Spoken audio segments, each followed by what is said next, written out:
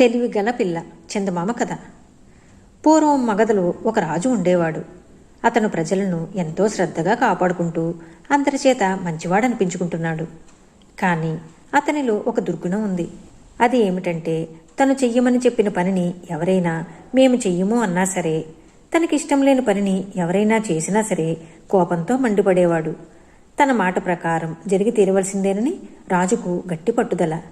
కానీ రాజు చెప్తూ ఉండే పనుల్లో ఏదో ఒకటైనా ప్రతిరోజు ఎవరో ఒకరు మా వల్ల కాదు అనటము, వాళ్ల మీద ఆయన మండిపడటము జరుగుతూ ఉండేది.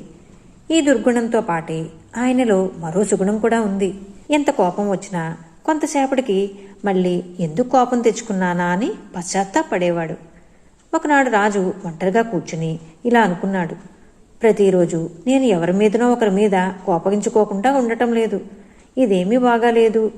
నేను చెప్పే ప్రతి పని చెయ్యను అనకుండా, నాకిష్టం లేని పనులు చెయ్యకుండా ఉండే పిల్ల ఎవరైనా ఉంటే బాగుండును, నా రాణిగా చేసుకుందును అని. కానీ ఆయనకు అలాంటి పిల్ల దొరకనూ లేదు, ఆయన పెళ్లి చేసుకోనూ లేదు. ఇలా ఉండగా ఒక రోజున రాజు అడవికి వేటకి వెళ్ళాడు. వేటాడుతూ వేటాడుతూ అతను చాలా దూరం వచ్చేసి అడవిలో దారి తప్పి తిరగసాగాడు. గొంతు ఎండుకుపోయింది. ఎక్కడా నీరు కనిపించలేదు. ఇంతలో దూరాన ఒక పూర గుడిసె కనిపించింది.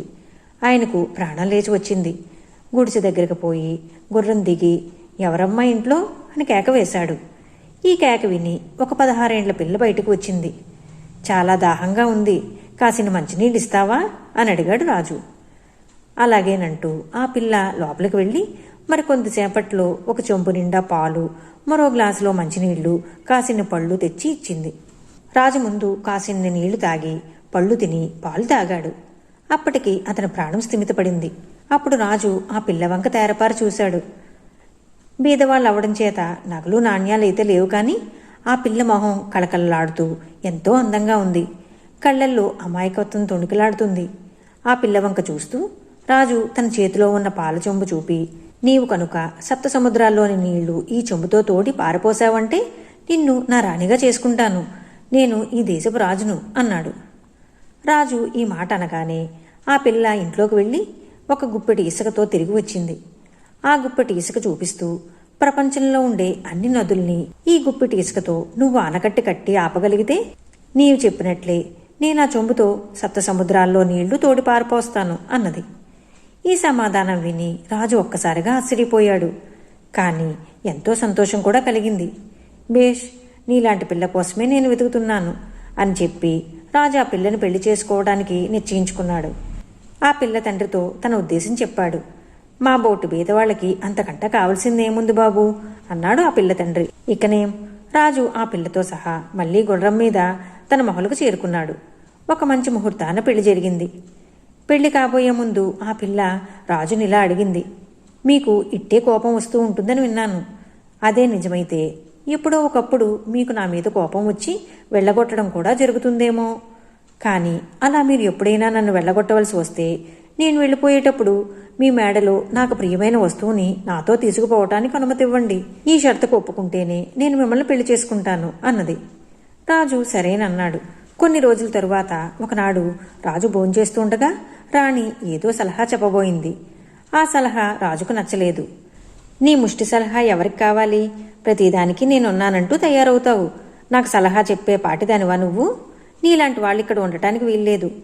రేపు తెల్లవారేలోగా నా మేడ వదిలి వెళ్ళిపో అన్నాడు మండిపడుతూ. ఇలా జరుగుతుందని రాణి ముందుగానే అనుకుంది.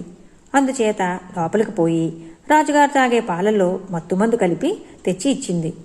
రాజు అవి తాగి తన ఒళ్ళు తనకు తెలియకుండా నిద్రపోయాడు.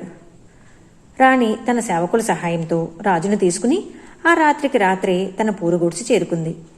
తెల్లవారింది. రాజుకు మెలకువ వచ్చి, మేడలో నిద్రపోతున్న నేను ఈ పూరగుడిసిలోకి ఎలా వచ్చానా అని ఆశ్చర్యపడ్డాడు.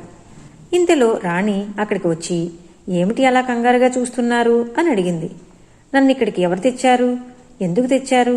వెంటనే చెప్పు అని గుడ్లురుముతూ అడిగాడు రాజు. ఉండండి, కొంచెం శాంతపడండి. మిమ్మల్ని ఇక్కడికి తెచ్చింది నేనే. మీ మేడ నుంచి నన్ను మీరు వెళ్ళగొట్టేలాగైతే నాకు ప్రియమైన వస్తువుని నాతో తీసుకుపోవచ్చని మీరు మాట ఇచ్చారు, గుర్తుందా అని అడిగింది రాణి. అవును అన్నాడు రాజు. మరి ఇకనేం? మీకంటే ప్రియమైన వస్తువు నాకేముంది? అందుచేతనే మిమ్మల్ని నాతో కూడా తెచ్చుకున్నాను అని రాణి తొనకోకుండా బదులు చెప్పేసరికి రాజు ఆశ్చర్యపోయాడు. అమ్మ దొంగ, ఎంత పని చేశావు?